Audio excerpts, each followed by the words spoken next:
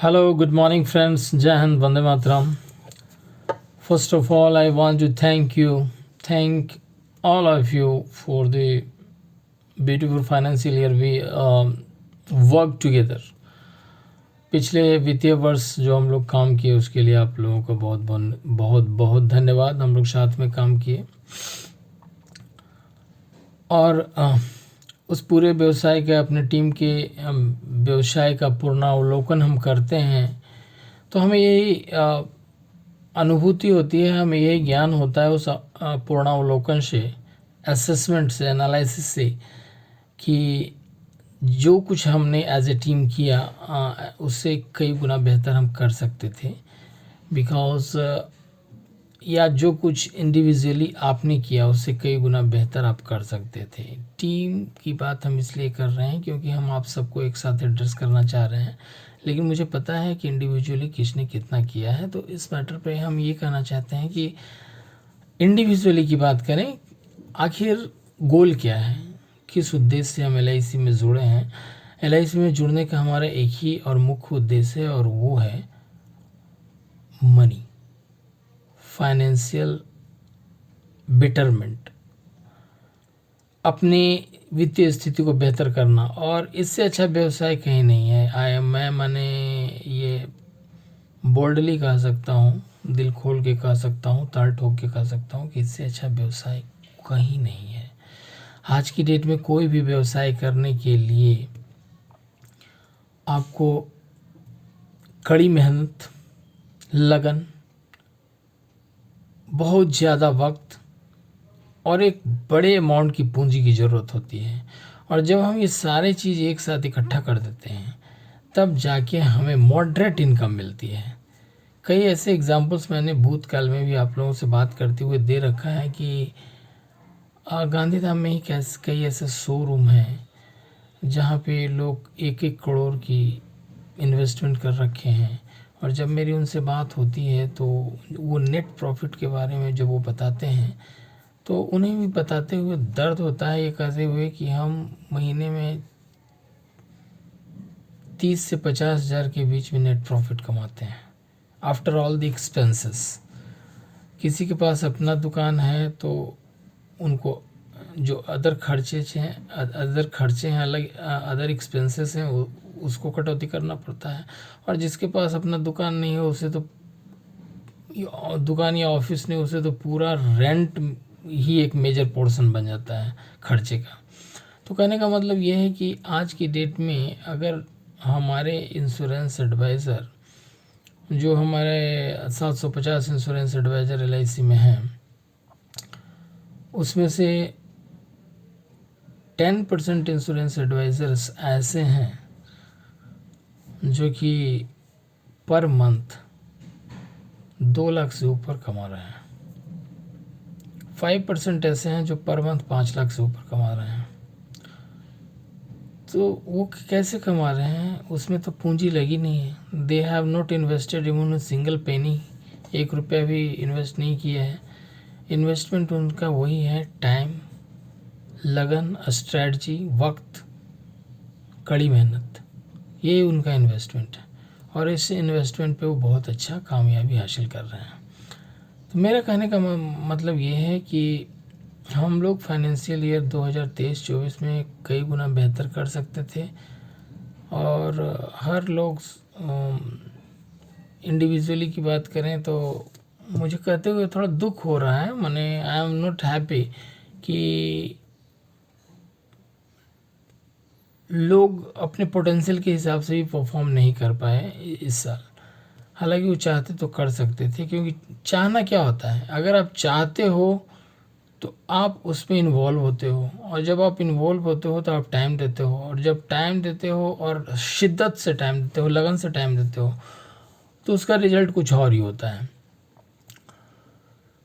So what I mean to say कि अभी नया वित्तीय वर्ष स्टार्ट हो चुका है। जो गलतियां हमने पिछले वित्तीय वर्ष में किया है उसे दोहराना नहीं है, हमें उससे सीख लेनी है।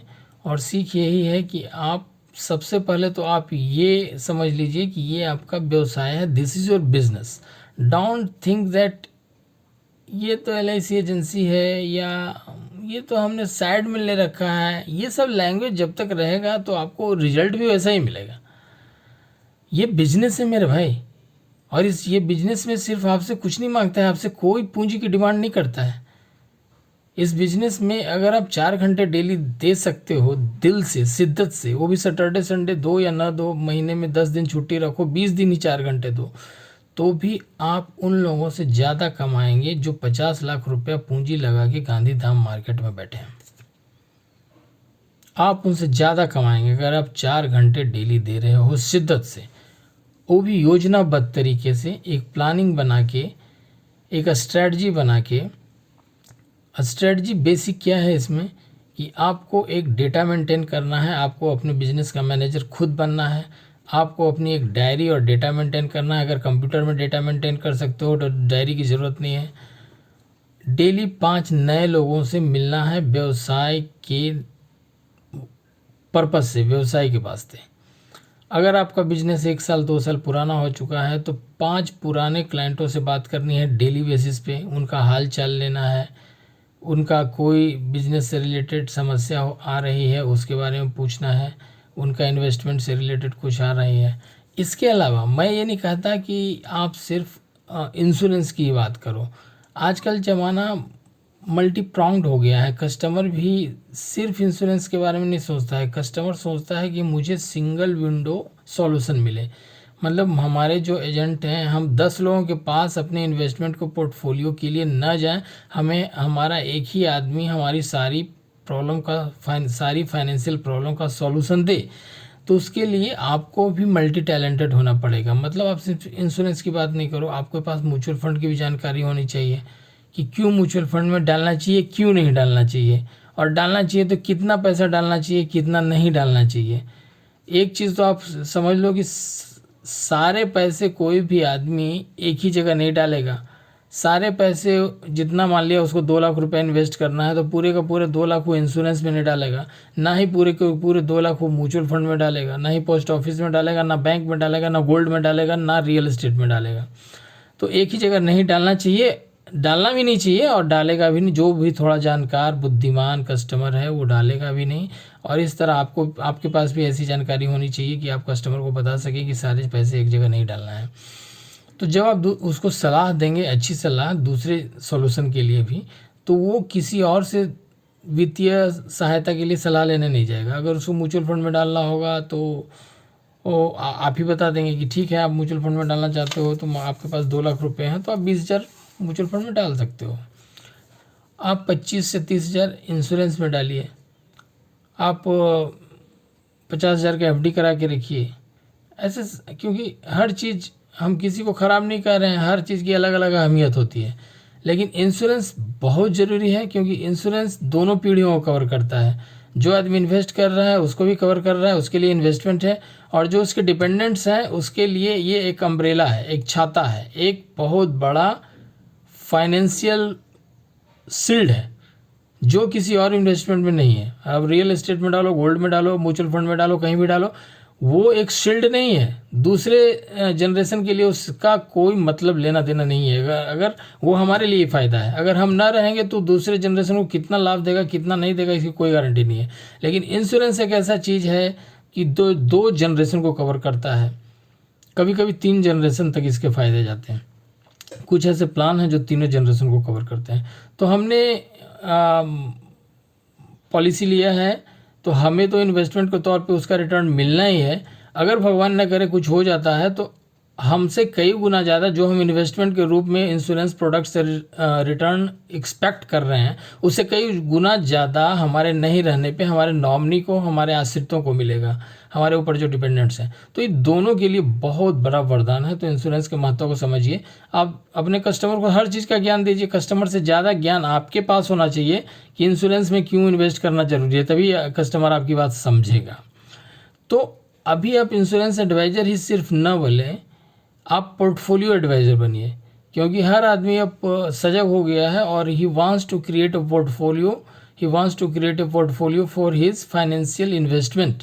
और उसके लिए वो 4 आदमी के पास जाएगा तो 4 आदमी अलग अलग सलाह देंगे। कोई इंश्योरेंस वाले को ख़राब बोलेगा, कोई उसको बोलेगा। तो आप ही क्यों ना मल्टी टैलेंटेड हो जाते हो, आप ही क्यों ना सिंगल विंडो हो जाते हो, आप ही क्यों ना वन स्टॉप सॉल्यूशन हो जाते हो।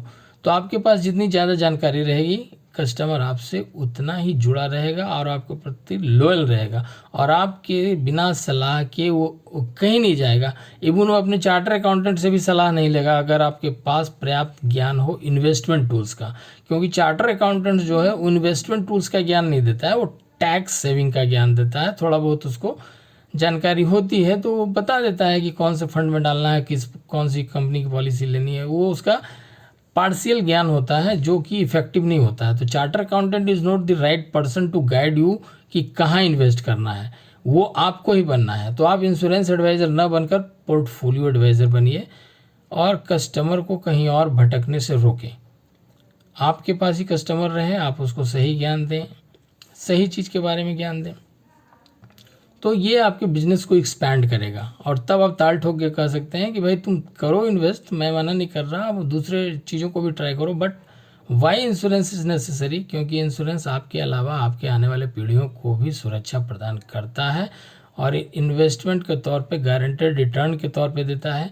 हमारे पास ऐसे भी इंश्योरेंस है जो आपको म्यूचुअल फंड की जगह दे सकते हैं। जैसे आपके जो यूलिप्स हैं, कई यूलिप्स, जैसे अभी इंडेक्स प्लस आया है, तो अगर कोई म्यूचुअल फंड में डालना तो बोले म्यूचुअल फंड में क्यों डालना, हमारे पास भी है जिसमें आपको इंश्योरेंस भी मिलेगा और म्यूचुअल फंड का रिटर्न भी मिलेगा। पेंशन प्लान है आपके पास, तो पेंशन में भी आज की डेट में ज़रूरी है इन्वेस्टमेंट, और वो आप ही सलाह दे सकते हैं। पेंशन प्लान में जीवन शांति से बड़ा कोई प्रोडक्ट ही नहीं है मार्केट में। फिर गारंटेड रिटर्न में आपके पास जीवन उत्सव और जीवन उमंग है। होल लाइफ में आपको जीवन उत्सव, जीवन उमंग, जीवन आनंद जैसे बड़े बड़े प्लान हैं। आपके पास इतने अच्छे प्रोडक्ट हैं, इतने अच्छे प्रोडक्ट हैं कि आपके पास उतने अच्छे नॉलेज हो अपने प्रोडक्ट के बारे में ही, तो मार्केट में कोई आपको बीट नहीं कर सकता। आपके पास हथियार है, लेकिन आपके पास हथियार चलाने की कला नहीं है, इसीलिए आप मार्केट में हार जाते हो। और आपके पास प्लानिंग की भी कमी है, आपके पास योजना की भी कमी है। बेसिक काम क्या है? 5 नए लोगों से मिलना। आपकी पहचान, आपकी पॉपुलैरिटी, आपकी लोकप्रियता मार्केट में कौन बढ़ाएगा? आप खुद बढ़ा सकते हो। You are the owner, you are the manager and you are the worker, everything. आप अपने बिजनेस के सब कुछ हो। जब आपका बिजनेस बड़ा हो जाएगा तो आप अपने स्टाफ रख सकते हो, जैसे बड़े बड़े इंश्योरेंस एडवाइजर रखते हैं कि आप अपने वर्कर एम्प्लॉय कर सकते हो, मैनेजर भी एम्प्लॉय कर सकते हो, और आप सिर्फ अपने इम्पोर्टेंट क्लाइंटों पे ध्यान दे सकते हो। तो ये बिजनेस को एक्सपैंड करना, आगे बढ़ाना, बड़ा करना, ये आप ही का काम है। और हर आदमी छोटे से बड़ा होता है, डायरेक्ट बड़ा कोई नहीं होता है। Everybody is not born with silver spoon in his mouth. और कोई भी बिजनेस छोटा नहीं होता है, करने वाले छोटे या बड़े होते हैं। आज दुनिया में कई ऐसे उदाहरण हैं कि लोग घास बेचकर अरबपति बने हुए हैं, लोग फूलों की खेती कर कर अरबपति बने हुए हैं। उनके फूल अफ्रीका, अमेरिका, यूरोपियन कंट्रीज़ में एक्सपोर्ट होते हैं। तंबाकू की खेती लोग करते हैं।